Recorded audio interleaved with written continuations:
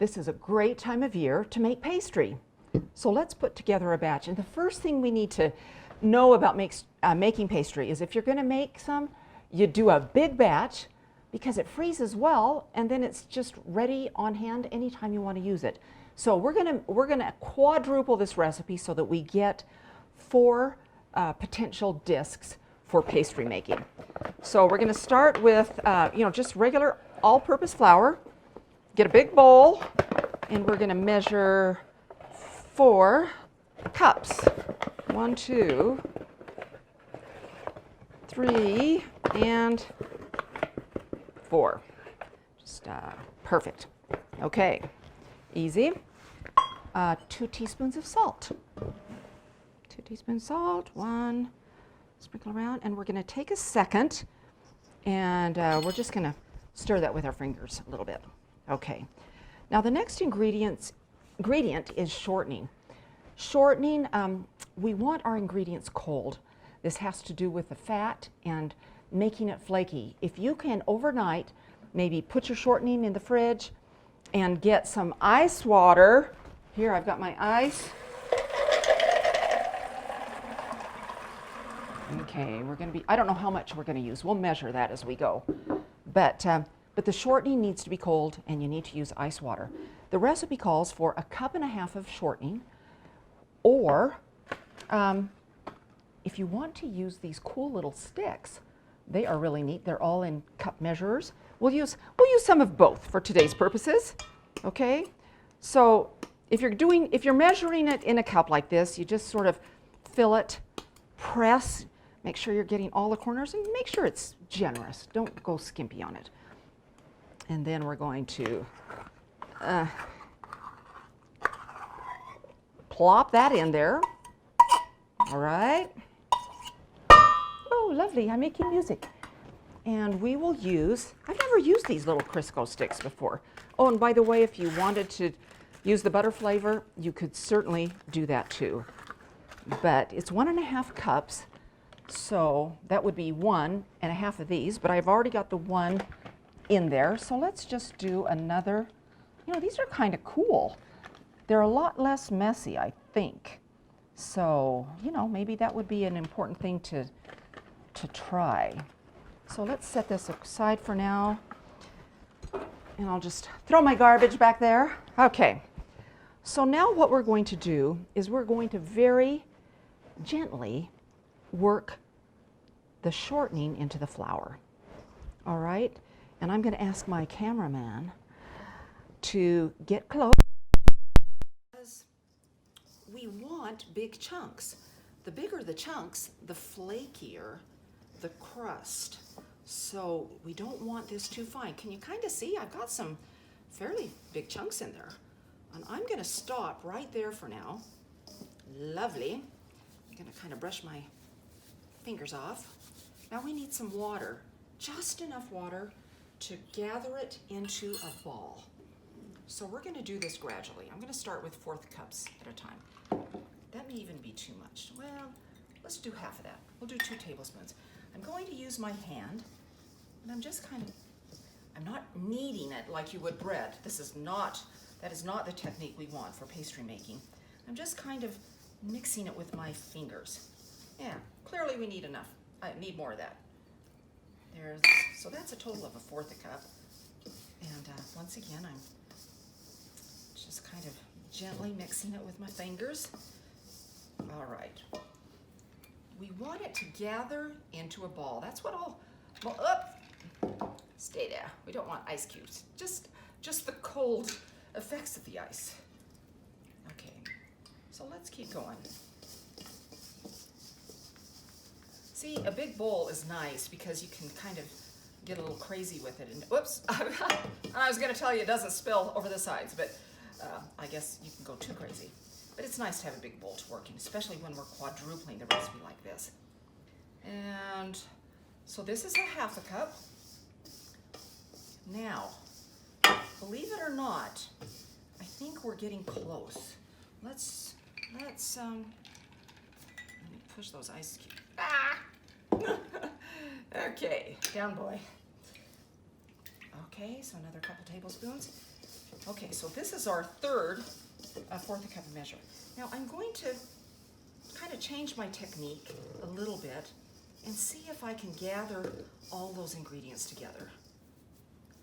Clean off my fingers now and then. Oh, we are so close. And let's do this. Okay, so that was 3/4 a cup of water. Now, when you do this, it may take a little less water or a little more water. It's just because all flours are different. Different brands absorb differently, so you have to be kind of open to some flexibility there on that water amount.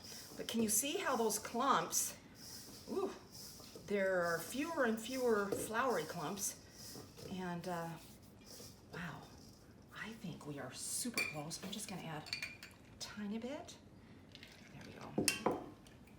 I think that's gonna do it. All right, so now I'm gently pressing. Once again, I'm not kneading, I'm just kind of pressing it into a ball. This is good. All right, just what we want. Can you see that? Everything, whew, it just kind of clumps itself together, which is great. I'm gonna kind of wipe it like that, wipe the bowl. I'm gonna pull this out. Now, this is supposed to make 4 pie crusts, so we are going to divide it into fourths. Now you can just eyeball it and cut it into fourths. I have a scale, so I'm going to use my scale to get them nice and even. I like things that are even. So I think these are going to be roughly 9 ounces each, 8 or 9. Let's see what we have here. Oop, that's 9.5. That's 9, close enough. What's this? What's this? That's 9.5. Dang it, 9.5, pretty good.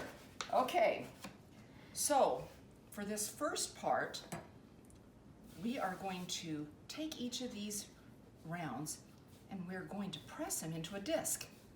Notice how I floured the counter, and I'm making a little disc. 1,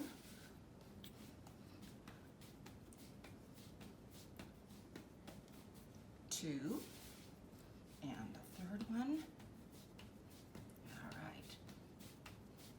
We get them shaped in these discs because, as you'll see in a little bit, it makes it easier to roll them out. So, all right.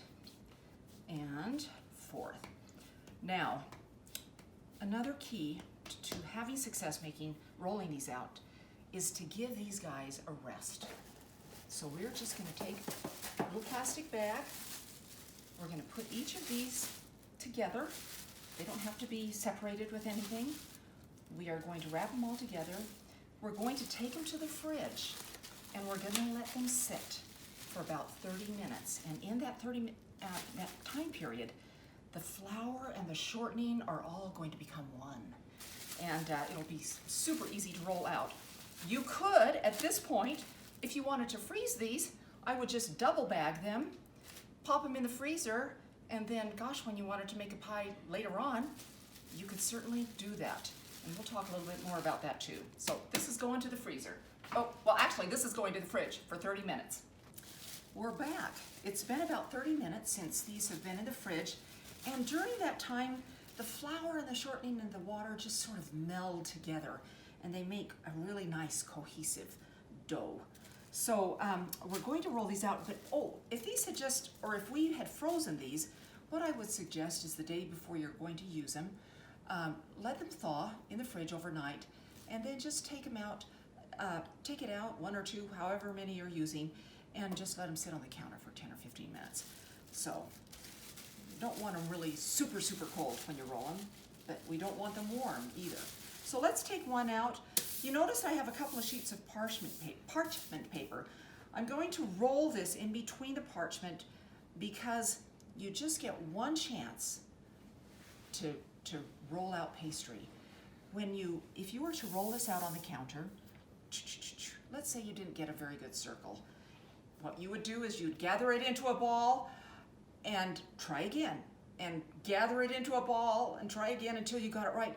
All that rolling and gathering creates a tough pastry. So you get one shot. So we're going to use it, do it in between parchment or wax paper, because we want to get it right the first time. Only roll it out once so we get a nice flaky crust. So I have floured the sheet, and I'm going to add a little more flour on the top there, and I'm going to put this on top.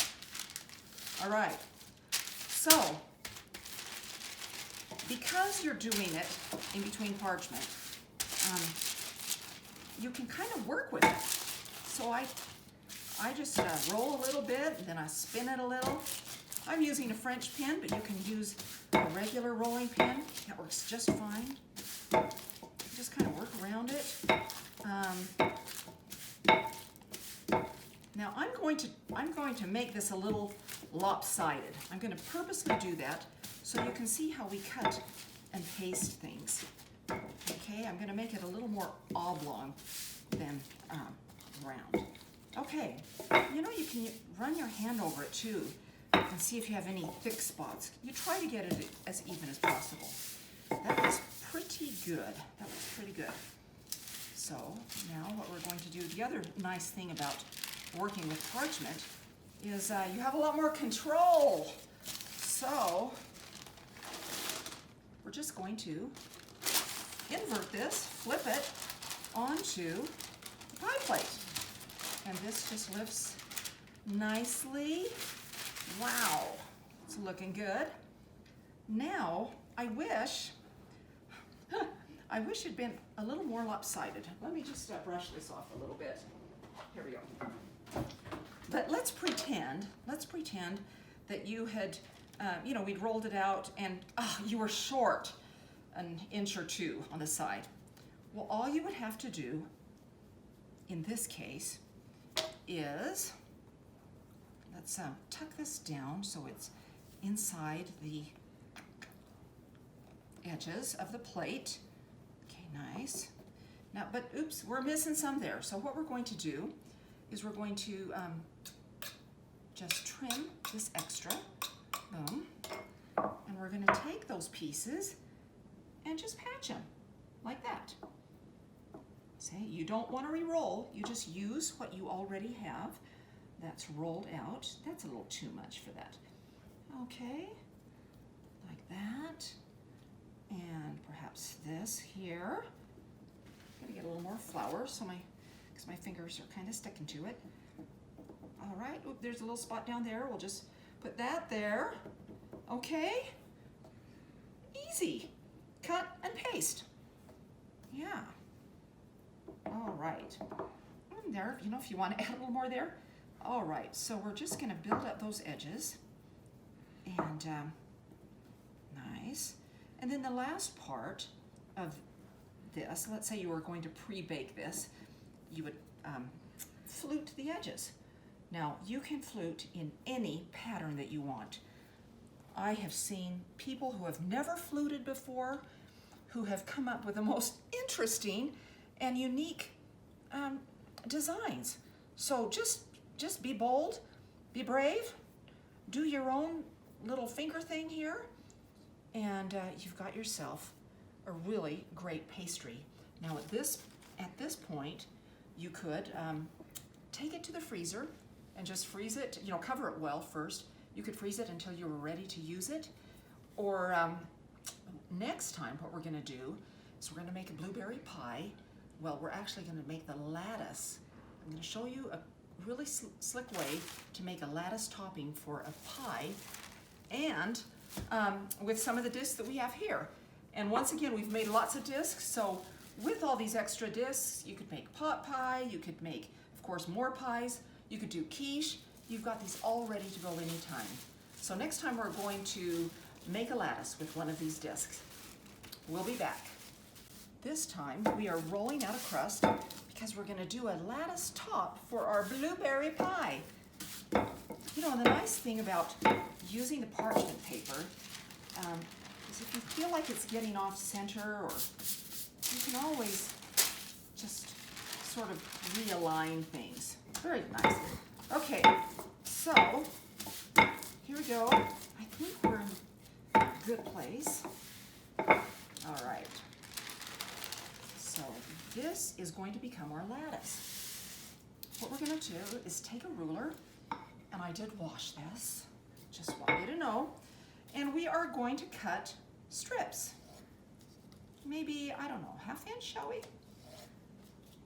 Yeah, just, they don't have to be perfect, but we'll just do the best we can all the way across.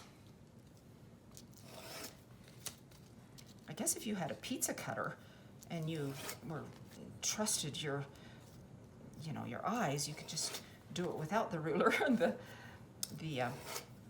knife, but I don't know. I don't trust myself right now to just eyeball that. These look pretty good. And you could make them wider if you wanted to. These, all right. So, all right, okay. I think we'll stop there. All right, so we've got all those cut. We're going to get our other sheet of parchment. Let's put a little bit of flour on there. And we're going to start weaving. We're going to start with the longest ones. All right, so we're going to put that there. And then we're going to cross it, okay? And remember, the center ones go on the center of the lattice that you're building. All right, so now you can see we gotta lift this one up, go under, and then over. Okay, let's take our next one. So we'll lay that there. Oops, gotta make sure this one is under. Okay, so you see what we're doing. Oops, pieces break, that's okay. We can patch them together later. All right. The reason we are doing this on the parchment is that if we were to do it on a wet fruit pie and we were to make a mistake, which we will be making, I'm sure, soon here, you would have all these these pastry strips lathered in purple or whatever color you were putting it on. And so this is just a safe way of mess-free, and it gives you a chance to practice a little bit without the pressure of doing it on directly on a pie. So here we go. All right. And are we gonna maybe a couple more here? Boom. All right. Where do we need more? Maybe one across there? We should. Okay, let's under, over, under, over, and under. I like that. It's looking good. Maybe one more. Sorry, I probably should have done some of this beforehand, but gosh, it's just so much fun. Didn't want you to miss anything. Boy, if you have grandchildren, I'll bet they would be really good at this. Little fingers, nimble fingers. All right, I think we're going to stop there, and I'm going to press it a little bit. You notice I'm not using all of the lattice. I don't think it matters a whole lot. So we've got our pie ready. Now, this is the part that may be a little tricky, but we'll be quick. So we have our top, and we're going to do our best to center that over this pie.